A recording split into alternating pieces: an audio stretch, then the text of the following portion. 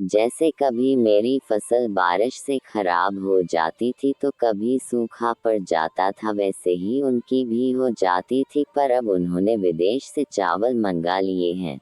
क्या कहा, विदेश से चावल? हाँ कोमल, वह विदेश से चावल मंगाते हैं और फिर अपने चावल के दानों में मिलाकर बेच देते हैं और उन्हें बहुत फायदा होता है और किसी को भी समझ में आता नहीं है कौन सा चावल असली है और कौन सा चावल नकली। कमल की यह बात सुनकर कोमल थोड़ी आश्चर्य में पड़ जाती है। क्या कह रहे हो, मुझे कुछ समझ नहीं आ रहा चावल के बारे में। हाँ कोमल, विदेश से लाए गए चावल नकली होते हैं, उन्हें उगाया नहीं जाता बल्कि बनाया जाता है। वह काफी सस्ते मिलते हैं, उनसे सस्ते में लो और मुनाफा कमाओ। पर नकली चावल खाने में जानलेवा साबित हो सकते हैं, ये तो बहुत गलत बात है। अपने मुनाफे के लिए किसी की जान से खिलवाड़ करना अच्छी बात नहीं है।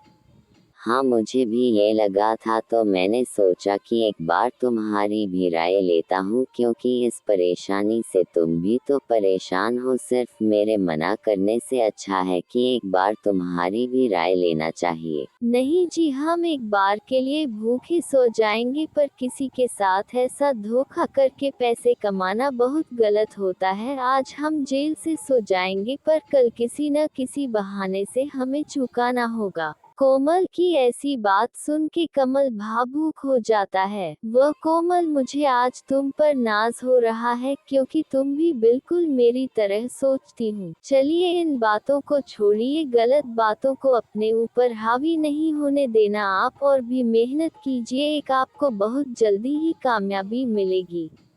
फिर क्या था, कोमल की ऐसी बातों में कमल का हौसला और भी बढ़ा दिया था। फिर अगली सुबह कमल बाबा से मिलने अपने घर से निकल जाता है। कमल जब वहां पहुंचता है तब बाबा वहां नहीं होते हैं और बाबा को वहां नहीं पाते थोड़ा सा मायूस हो जाता है।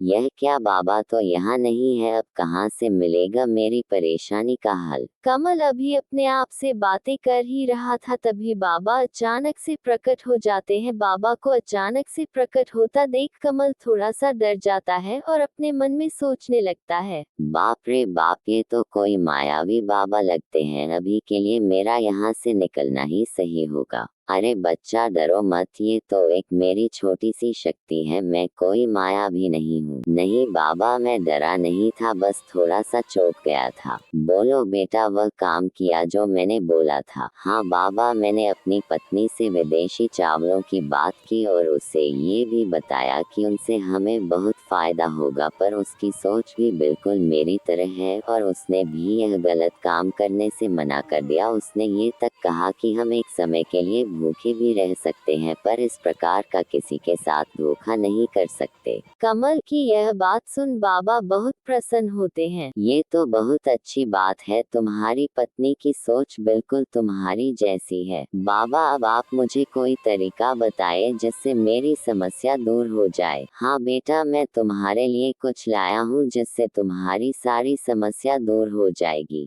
Vera Baba Kamala ko ekapotali de Deteheim. बाबा इस पोटली में क्या है? बेटा इस पोटली में जादुई मिट्टी है, तुम बस इस मिट्टी को ले जाकर अपने खेत में छिड़क देना, फिर अपने अनाज के दाने को छिड़क देना। फिर कमल देखने पर एक बात याद रखना, मिट्टी काम छिड़कना। जब मिट्टी खत्म हो जाए तो अपने खेत की मिट्टी पोटली में भर लेना, कभी भी इस पोटली को खाली नहीं रखना। ठीक है बाबा, मैं आपकी सारी बातें याद रखेगा। तो ठीक है बाबा, मैं चलता हूँ। कमल फटाफट अपने खेत में मिट्टी चीर देता है। चलो अनाज चीर देता हूँ। कमल जल्दी जल्दी दानों को चीर देता है। चलो बाबा के अनुसार मिट्टी भी चीर दी और भी चलो अब घर चलता हूँ। कल सुबह जल्दी आकर खेत का जायजा ले लूंगा और जादुई मिट्टी का कमाल भी देख लूंगा। फिर अगली सुबह कमल अपने खेत पर पहुंच जाता है और अपने खेत की हालत देखकर चौंक जाता है। उसका खेत पूरा हरा भरा हो चुका था, उसे अपनी आंखों पर यकीन नहीं हो रहा था। आखिर बाबा की बात सच हो गई और अब जादुई मिट्टी से सारी परेशानी दूर हो जाएगी। आखिर कोमल की बात भी सही हो गई, अब किस्मत भी मेरा साथ देगी। इस तरह कमल और कोमल की नेकदिली में उनकी बदकिस्मती को बदल दिया और उन दोनों को अब अपनी किस्मत को नहीं घोषणा पड़ेगा।